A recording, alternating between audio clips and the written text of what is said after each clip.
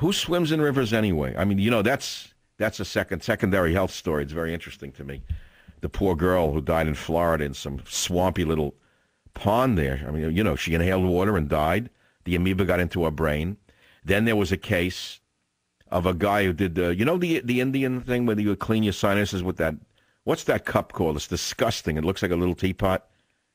I get sick in a health food store when you see them. Some kind of jelly pot or whatever. They stick it in the nose with water. A neti pot. It's disgusting. It's a throwback idea.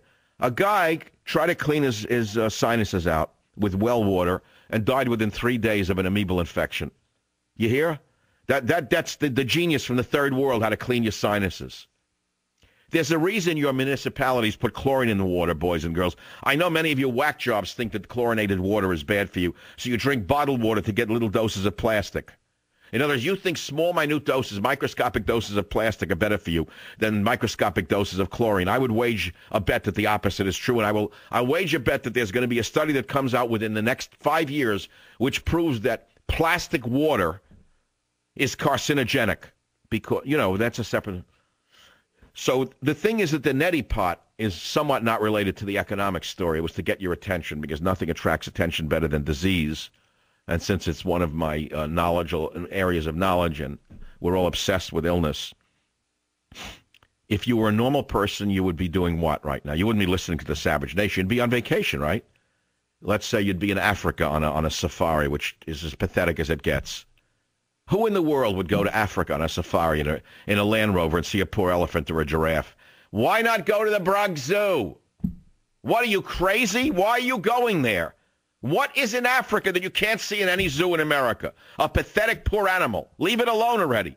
Stop imposing on its environment. Leave it alone. They're like the animal savers who tag the animals. I don't know what they're doing. Why are they tagging an animal with a thing in its ear?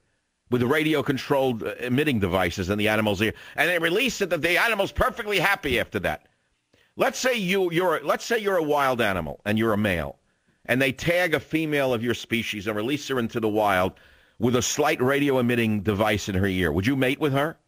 Who would mate with a girl of your species or vice versa? Let's say the other way. They get a male, whatever, bear, and they tag his ear after doping him up, and then they release him. What girl would have anything to do with him? With a radio-controlled device. They can hear higher frequencies than we can, but the schmuck people in the animal saving business don't understand that they mark the animal like a leper with something on its ear. Nobody wants to mate with it again.